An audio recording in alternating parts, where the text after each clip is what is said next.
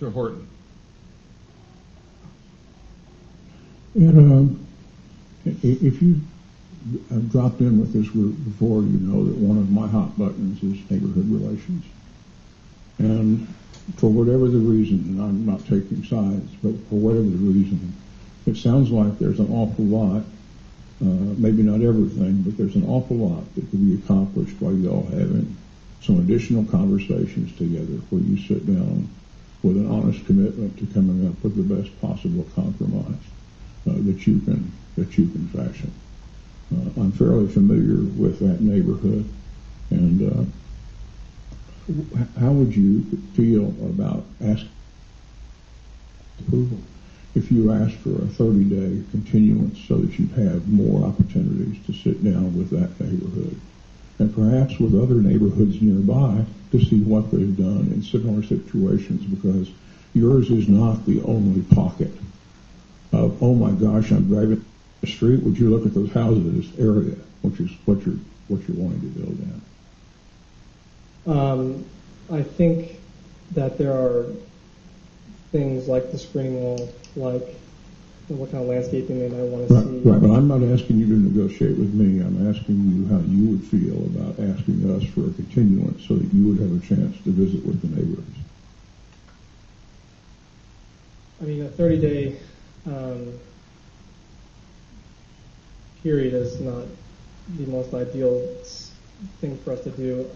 I personally don't think, with continued talks with them after the meeting, that there's really only one sticking point, which is the number of homes and the traffic, which kind of go hand in hand. I don't really see a lot of ability to come together on the economics of the deal and what they want in terms of, they're really concerned with the number of homes. Have you gotten any input from the city regarding traffic now and traffic projected? To my knowledge, no. No. Does the staff have any input that they can offer us in that regard?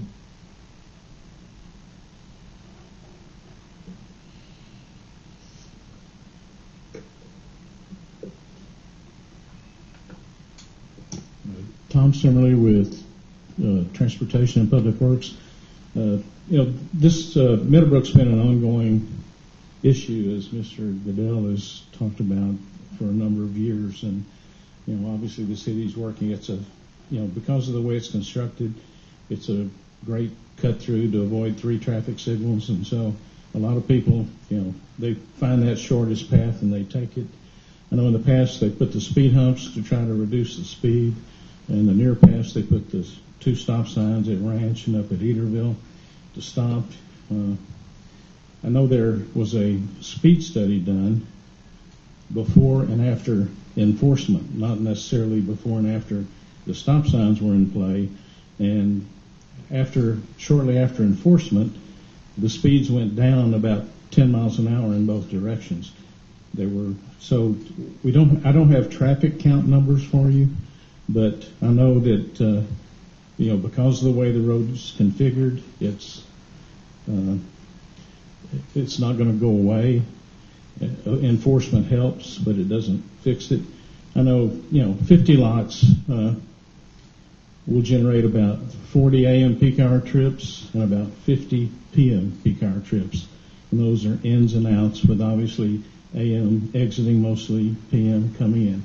So you're going to add 40 vehicles, 40 trips a day in the AM peak hour and 50 trips a day in the PM peak hour. We don't require a traffic impact study for something that small because it doesn't meet the threshold for doing a traffic study, because a 50-lot subdivision just doesn't generate a tremendous amount of traffic. It will add to traffic on Meadowbrook, but the real issue on Meadowbrook is not this 50 lots, but the cut-through traffic, as the applicant has said. So, we continue to try to figure out how to help the residents who live out there. That road's 2-lane, rural cross-section, not meant for a lot of traffic. I wish I could tell you how much traffic is on that road on a daily basis. I don't have those numbers in my head right now. But, as I said, I think there's a meeting tomorrow night to meet with the residents again to talk about the same issues. And there's only physically so many things we can do as a city to reduce the speed and to discourage things. I know Meadowbrook to the west of East Chase is one way westbound. And I know there has been discussions with the residents in the past about making that segment one way also in the same direction. That takes care of one peak hour's worth of cut-through traffic. It doesn't get both of them. So, like I say, there's a finite amount of physical things we can do to make that less attractive. But it's the way it's built, it's an attractive cut-through. But I hope that helps answer some of the questions. Thank you. It sounds to me like you all have progress that could be made through taking a bit more time. But I cannot force you, and this commission cannot force you to continue your application. That's something that's in your hands.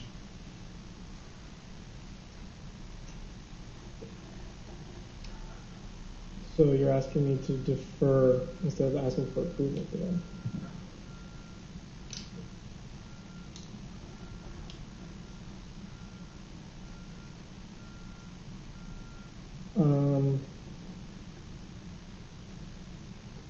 Well, I'm not the overall owner, and the owner, after speaking to them after this, asked to go forward with the preliminary plat. So I'm happy to say from my speaking with them that we should go, and we're asking for approval.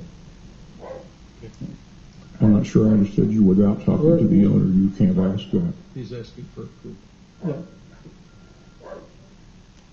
Yeah, I'm asking for approval. Okay. Thank you very much. Anything else? No, sir. Thank you. Do we have any other questions for the applicant? Seeing none, I will close the public hearing and entertain discussion or a motion. I move that we accept the applicant's request for a 30-day continuance. No. Oh, I misunderstood. No, Mr. Horton, he requested that we he wanted the case approved. Okay. Is that All right. correct? Sorry for the misunderstanding. Thank you. That being the case, and remembering that we all are somewhat one arm behind our back handicapped. If development meets state law requirements, we're not in a position to override the legislature effectively. And so that said, and with regret, I recommend that we approve the preliminary plat with the following waivers. That we allow the 12 double frontage lots and the street design standard allowing 2 existing rural roadways to remain without improvement to urban standards. However, I further recommend that we go along with staff's recommendation that we deny the waiver for the gated entrance standards requiring 3 vehicle stacking in a turnaround space located entirely on private property behind the ranch lane right of way and in advance of the gate. We have a motion by Commissioner Horton for approval of the plat with approval of 2 of the 3 waivers with the denial of the 3rd waiver for the setback on the gate. Okay, with the second by Commissioner Spann, I would like to make a comment to all in attendance. Your properties in East Fort Worth are zoned either A5 or even more intensive, a number of them are zoned B2 family, which is you can actually build much more intensive use than even being proposed today. I would strongly recommend that you set up a meeting as soon as possible with your council person, Gina Bivens, to try to rezone to reflect the actual usage of the property that is in existence today. Otherwise, what is happening today could be repeated. Okay?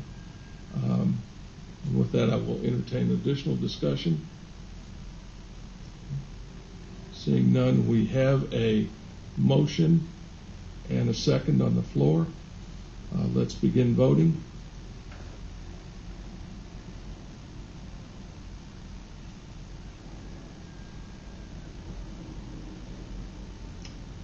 That motion passes 6-1.